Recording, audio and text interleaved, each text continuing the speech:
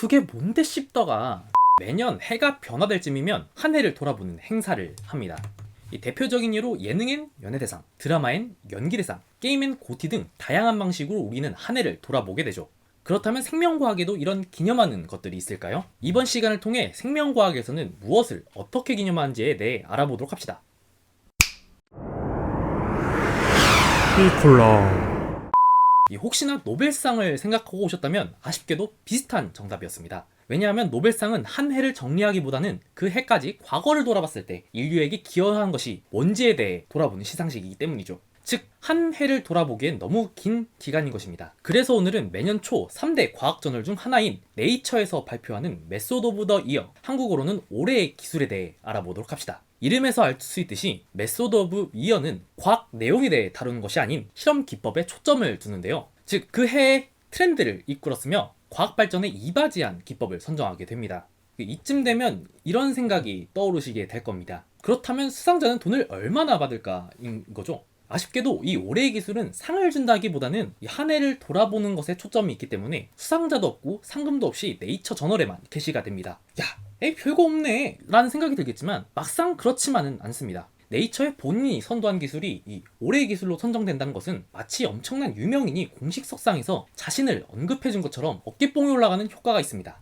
즉, 올해의 기술이 선정된다는 것은 해당 분야의 선도자들의 명예를 드높일 수 있기 때문에 손해보는 장사는 아닌 것입니다. 그렇다면 2022년을 빛냈던 기술은 무엇이었을까요? 그것은 바로 롱리드 시퀀싱입니다. 그럼 여기서 그게 뭔데 씹더가 라는 반응이 지금 여기까지 들려오기 때문에 차근차근 알아보도록 하죠. 그럼 여기서 이해할 수 있는 것은 이 롱과 시퀀싱까지일 겁니다. 그러면 긴 리드의 순서를 정한다? 라는 감이 오셨으면 여러분은 생명과학에 재능이 있는 게 틀림없습니다. 그러면 남은 리드가 뭔지를 알면 되는데요. 생명과학에서 리드란 유전자 조각을 의미하게 됩니다. 따라서 롱 리드 시퀀스는 긴 유전자 조각의 유전자 서열을 파악하는 기술을 말하죠. 그래, 긴 유전자 조각의 정보를 알아낸다는 건 알겠어. 근데 뭐가 중요한데? 라는 생각이 드실 텐데요. 이를 이해하기 위해서는 유전자인 DNA 구조와 그 정보를 파악하게 된 역사를 돌아보면 이해가 갈 것입니다. 먼저 DNA 구조에 대해 알아봅시다. 일단 우리의 몸을 현미경으로 들여다보면 이런 세포들이 나오게 되는데요. 이 세포 가운데 큰 구체 내에 핵이 존재하는데 여기에 우리가 찾는 DNA가 실처럼 존재하게 됩니다. 이 DNA를 좀 더 크게 보면 이런 모습을 가지게 되는데요. 가장자리 보이는 저 오각형이 라이보즈라는 당이고요. 이 당 옆에는 인산과 염기가 붙어있게 되죠. 라이보스와 인산은 가장자리에서 척추처럼 틀을 만들고 그 안에 우리가 알고 싶은 염기가 자리 잡고 있는데요. 이 염기는 아데닌과 티민이 서로 짝을 이루고 구아닌과 사이토신이 서로 짝을 이루기에 DNA는 상보적인 이중나선 형태를 띠게 됩니다. 여기서 자세히 보시면 이 오각형이 뒤집혀 있는 모양을 보실 수 있는데요. 이는 당의 방향이 반대이면서 염기가 짝을 이루고 있기 때문에 이를 역평행 모양을 가진다고 합니다. 즉, DNA는 역평행인 이중나선 구조를 가지게 되는 거죠.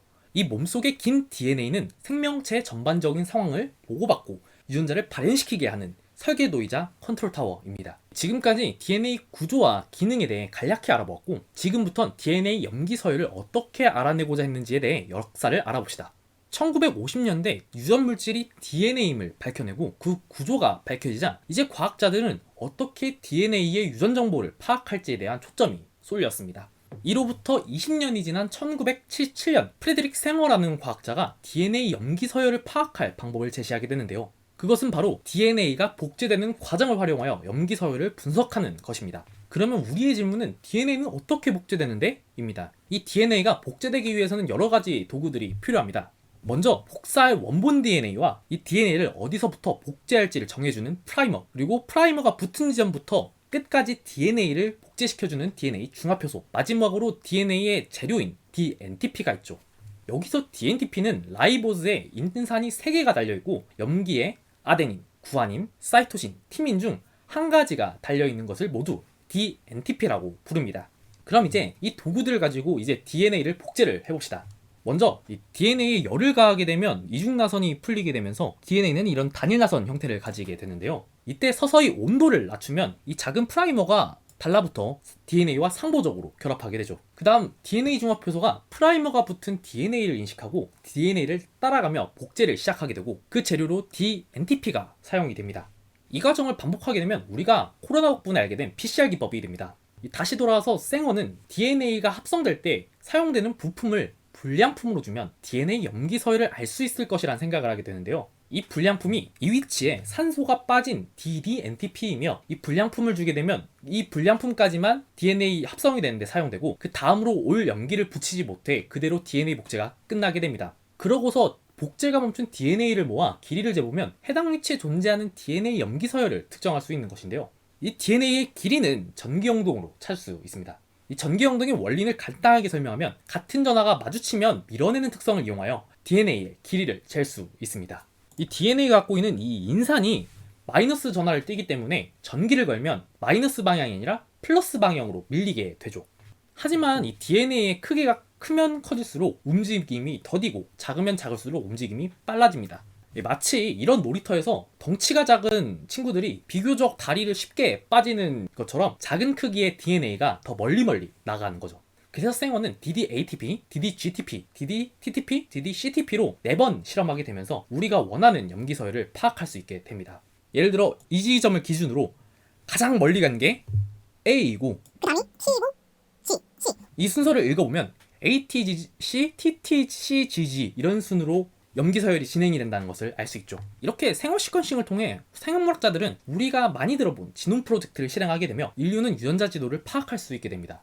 문제는 이 생어 시퀀싱 기법은 알고자 하는 DNA가 길어지면 길어질수록 시간과 돈이 천문학적으로 든다는 점인데요. 이 지놈 프로젝트의 경우 13년 동안 30억가량의 돈을 쏟아붓고 나서야 인간의 유전자 지도를 완성시킬 수 있었으니까요. 그래서 과학자들은 어떻게 하면 이 시간과 돈을 절약할 수 있을지에 대해 초점을 두기 시작합니다. 그 해결 방법의 아이디어는 이 디지털 카메라로부터 시작이 되었는데요. 빛을 전자신호로 변환시켜주는 CCD 소자를 활용하여 동시다발적인 반응을 실시간으로 관측하면 되지 않을까? 라는 아이디어를 활용했습니다. 이 방법은 크게 어렵지 않습니다. 먼저 알아볼 DNA를 적당한 크기로 자른 후 프라이머에 붙을 수 있게 어댑터를 붙입니다. 그 다음 유리판 위에 구역을 나누어 어댑터가 붙은 DNA만 붙을 수 있게 프라이머를 붙여둡니다. 그러고서 우리가 기존에 봤던 PCR 기법처럼 DNA를 마구 복제하게 되는데요. 여기서 비밀재료 하나가 들어가게 됩니다. 이 DNA가 합성될 때 DNTP가 사용이 되면 특정 형광이 방출될 수 있도록 DNTP의 형광물질을 부착시키는 것이죠. 이렇게 DNA를 복제시킬 때마다 형광이 튀어나오게 되고, 우리는 이것을 카메라에 사용되는 CCD로 그 정보를 담아내면 되는 것이죠. 이렇게 되면 생어 시퀀싱을 한 번에 수십 번을 실행하는 효과를 보게 됩니다. 우리는 생어 시퀀싱을 보완한 새로운 기법을 차세대 염기서열 분석이라고 합니다.